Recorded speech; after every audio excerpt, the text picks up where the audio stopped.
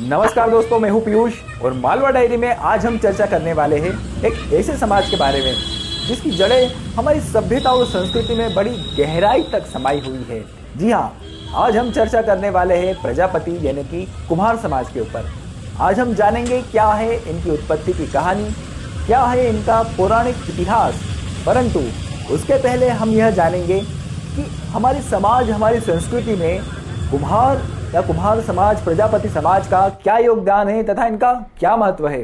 क्योंकि दोस्तों, आज का हमारा जो समय है उसकी तुलना यदि हम आज से हजारों साल पहले, सैकड़ों वर्ष पहले के समाज से करेंगे तो इनमें बहुत ज़्यादा फर्क आ चुका है।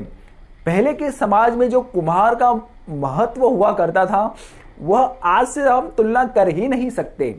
चलिए हम चलते हैं हजारों साल पहले वैदिक युग की तरफ, या फिर उससे भी पहले। दोस्तों, आप सोचिए, एक सिविलाइजेशन, एक सभ्यता विकसित हो रही है। अब उन्होंने सोचा कि चलो किसी नदी के किनारे जहाँ पे सभी सभ्यता विकसित हुई है, अब वहाँ पे आकर लोग बसे। वहाँ पे खेती की ज़मीन है, सिंचाई के लिए नदी का पानी मिल जाता है। परंतु अब घरों में सबसे ज़रूरी होता है हमारे जीवन के सर्वाइवल के लिए हवा के बाद, तो वो है पानी। अब पानी रखने के लिए लगेगा आपको एक बड़ा बर्तन, क्योंकि ज़्यादा पानी स्टोर करना है, बार बार नदी तक जाने लगे। तो ये बर्तन कौन बनाएगा? कुम्हार। अब अनाज उत्पन्न हो गया, अनाज का स्टोरेज काय में करोगे? उसके लिए भी एक मृद यानी कि मिट्टी के बड़े बड़े स्टोरेज, साइलोस जिसको कहते हैं, वो लगेंगे। अब ईंटें हैं, ईंटें कहाँ से लाओगे? तो एक सभ्यता की बुनियाद जो है वह कुम्हार के ऊपर रखी गई है। यानी कि सभ्यता का एक दूसरा नाम यदि मैं कहूँ तो उस सभ्यता के कुम्हार कितने डेवलप थे, कितने कुशल थे, इससे ही नापा जाता है। सभ्यताओं की पहचान कुम्हारों की कलाकृति से होती है भैया। कि आज जैसे हम खुदाई के दौरान यदि हमें किसी हजारों साल पुरानी सभ्यता, चाहे वह मेसोपोटामिया की हो या सिंधु घाटी की सभ्यता हो या फिर चाइनीज सिविलाइजेशन हो, उसकी जब खुदाई के दौरान हमें जो मृद भांड यानी कि जो हमें टेराकोटा या फिर इस तरह के आर्टिफैक्ट्स जो मिलते हैं, उसके अध्ययन से ही हमें यह पता चलता है कि वो सभ्यता कितनी पुरानी थी, वह लोगों का रहन सहन किस तरह का था, उनकी कलाकृतियाँ किस तरह की हुआ करती थी, वह लोग क्या खाया पिया करते थे।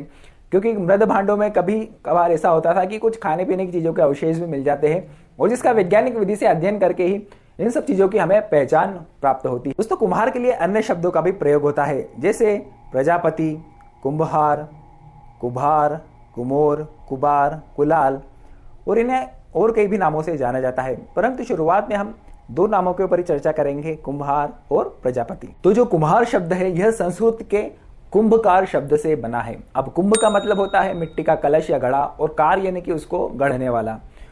तो कुंभकार शब्द का तो यह अर्थ हुआ। अब दूसरा जो शब्द है वह है हमारा प्रजापति शब्द। अब प्रजा से जो सामान्य तौर पर हम जो अर्थ निकालते हैं कि प्रजा का अर्थ होता है जनता, जैसे कि हमारा लोकतंत्र है, इसको हम प्रजातंत्र भी कहते हैं, यानी कि लोगों का तंत्र। परंतु प्रजा शब्द का एक और अर्थ होता है दोस्तों। प्रजा का मतलब होता है रचना, यानी कि क्रिएशन, किसी के द्वारा कोई रचित चीज, वह भी उसकी प्रजा कहलाती है, और प्रजापति यानी कि उसका मालिक। और इसी कारण भगवान ब्रह्मा को भी प्रजापति, आदि प्रजापति, पहला प्रजापति कहा है, क्योंकि उन्होंने ही पूरी सृष्टि का जो है निर्माण किया है। तो सृष्टि के जीवित जो भी है वह सब उनकी प्रजा तो है ही, साथ ही साथ जो निर्जीव वस्तु है वह भी भगवान ब्रह्मा की ही प्रजा है, और वह सब उनके मालिक है, तो वह प्रजापति हुए। अब यही दोस्तों, यहीं से जो प्रजापति का जो एंगल आता है, इसी से जुड़ी हुई दो तीन प्रमुख मत है समाज में, पुराणों में, उसकी हम चर्चा कर लेते हैं। सबसे पहले सबसे प्रचलित मत के अनुसार भगवान ब्रह्मा ने एक बार बहुत बड़े यज्ञ अनुष्ठान का आयोजन किया, और इसमें सभी देवी देवताओं को भी उन्होंने आमंत्रित किया। इसमें उन्होंने देवी देवताओं के साथ साथ जो अन्य प्रजापति है, जो कि स्वयं प्रजापति ब्रह्मा ने ही उत्पन्न किए थे, उन्हें भी आमंत्रित किया था। अब होता क्या है कि भगवान ब्रह्मा को इस यज्ञ में एक कलश की आवश्यकता पड़ती है, परंतु उस समय उनके पास वहाँ कोई भी मिट्टी का कलश नहीं होता है। अब भगवान ब्रह्मा इसके लिए अपने एक प्रजापति से कहते हैं कि तुम एक कलश का मेरे लिए निर्माण करो। जब उस प्रजापति को चुना जाता है और उससे कहा जाता है कि बनाओ, तो वह कहता है कि इसके लिए मुझे कुछ और भी चीज़ों की आवश्यकता होगी, जैसे कि मुझे एक चाक लगेगा, उसको घुमाने के लिए डंडी, और मुझे मिट्टी की भी आवश्यकता होगी। तो भगवान विष्णु अपना चक्र देते हैं जिसे वो बनाता है चाक, और भगवान शिव अपने पिंड, मिट्टी का एक पिंड देते हैं जिससे वह कलश तैयार कर सके, और उसे घुमाने के लिए छड़ी स्वरूप अपना त्रिशूल भी प्रदान करते हैं। और जब वह जो प्रजापति है उस कलश का निर्माण कर लेता है, तब भगवान ब्रह्मा अपना जनेऊ देते हैं, जिससे कि वह उसे चाक से काट कर अलग कर सके। अब जो दूसरा प्रचलित मत है वह हमें ले जाता है प्रजापति दक्ष के समय में। प्रजापति दक्ष ने भी एक बार बहुत बड़ा यज्ञ अनुष्ठान का आयोजन किया। उसने भी सभी बड़े देवी देवताओं त्रिदेवों को आमंत्रित किया। जब प्रजापति दक्ष उस सभा में, उस आयोजन में पधारते हैं तो सभी लोग उनके सम्मान में खड़े हो जाते हैं, सिवाय भगवान ब्रह्मा और भगवान शिव शंकर के। यह देखकर जब वह प्रजापति देखते हैं कि भगवान ब्रह्मा तो मेरे पिता हैं, परंतु शिव शंकर तो मेरे दामाद है, जैसा कि हम सभी जानते हैं कि भगवान शिव प्रजापति दक्ष के दामाद थे, तो ये मेरे सम्मान में क्यों नहीं खड़े हुए। तो दक्ष को यह बुरा लगता है और वह उन्हें कुछ कहता है भगवान शिव को। यह सुनकर नंदी बड़े नाराज हो जाते हैं और वो प्रजापति दक्ष को यह श्राप देते हैं कि तुम्हारे जो आने वाले वंशज होंगे उनसे सब यह तुम्हारा जो भी राजपाट, तुम्हारे जो धन दौलत है, यह सब छिन जाएगा, उनका पतन हो जाएगा। अब दोस्तों जो तीसरा मत है वह भी जुड़ा हुआ है हमारे परम प्रजापति ब्रह्मा जी से। एक बार ब्रह्मा जी ने अपनी सभी संतानों की परखने के लिए उन्हें गन्ने के टुकड़े करके उनमें बांटे, जिसको सभी संतानों ने लगभग खा लिया, उसका उसी समय भक्षण कर लिया। परंतु उनमें से जो एक था, कुम्हार था, जो उसने इसका भक्षण नहीं किया। उसने गन्ने के टुकड़े लिए और जहाँ पे वो मिट्टी लगता था उसने उसके पास ही उन गन्ने के टुकड़ों को रख दिया। अब कुछ समय पश्चात होता क्या है, वह गन्ना उग जाता है और परमपिता ब्रह्मा जब सभी संतानों से कहते कि तुमने उस गन्ने का क्या किया, मुझे वह वापस चाहिए, तो कोई भी नहीं दे पाता है क्योंकि सभी खा जाते हैं। और कुम्हार अपने कार्य में इतना व्यस्त था कि उसने उसमें ध्यान ही नहीं दिया और उनको उसने रख दिया। तो परिणाम स्वरूप सिर्फ वही ऐसा था कि जो ब्रह्मा जी को, जब ब्रह्मा जी ने वापस मांगे उनसे गन्ने के टुकड़े, तो वह गन्ने जो कि उग के और ज़्यादा हो चुके थे, तो उसने जब वह ऐसा करके ब्रह्मा जी को वापस लौटाया तो ब्रह्मा जी बड़े प्रसन्न हुए उसके अपने कार्य के प्रति समर्पण को देखकर। तो ब्रह्मा जी उसे आशीर्वाद देते हैं कि तुम्हारी संतानें प्रजापति के नाम से विख्यात हों। तो यह था तीसरा मत। तो दोस्तों जितने भी हमारे मत है, ये हमें इस बात में तो ज़रूर पता है कि जो प्रजापति शब्द का अर्थ है वह रचना यानी कि क्रिएशन यानी कि क्रिएटिव वर्क से है। जिस तरह से परमपिता ब्रह्मा ने 5 तत्व जल, अग्नि, वायु, आकाश और धरती को मिला के संपूर्ण ब्रह्मांड और जीव जंतु की रचना की है, उसी प्रकार कुम्हार भी मिट्टी को पानी से गीला करता है, फिर उसे हवा से सुखाता है और फिर उसे अग्नि में पकाता है। तो इस तरह से वो भी पंच तत्वों के मिश्रण से ही अपनी क्रिएशन तैयार करता है। तो इसलिए कुम्हार को प्रजापति कहना या फिर इसी से ये संबंध थोड़ा बड़ा घनिष्ठ हो जाता है। दोस्तों आज हमारे आधुनिक समाज में हम धातुओं जैसे स्टील, एल्यूमिनियम, तांबा, पीतल, इनके बर्तनों में हम ज़्यादातर यूज़ करते हैं, परंतु जो मिट्टी के जो बर्तन हैं उनमें जो बात होती है वह बात इन बर्तनों में नहीं होती है।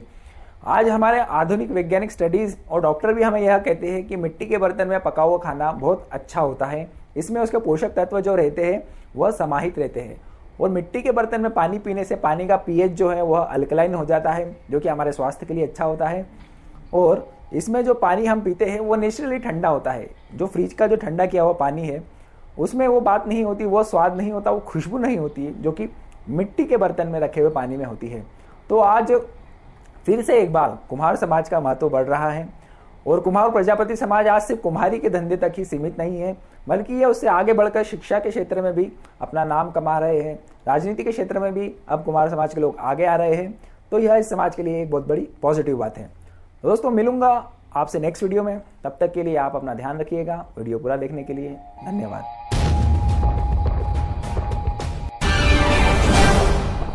नमस्कार दोस्तों, मैं हूं पीयूष और मालवा डायरी में आज हम चर्चा करने वाले हैं एक ऐसे समाज के बारे में जिसकी जड़ें हमारी सभ्यता और संस्कृति में बड़ी गहराई तक समाई हुई है।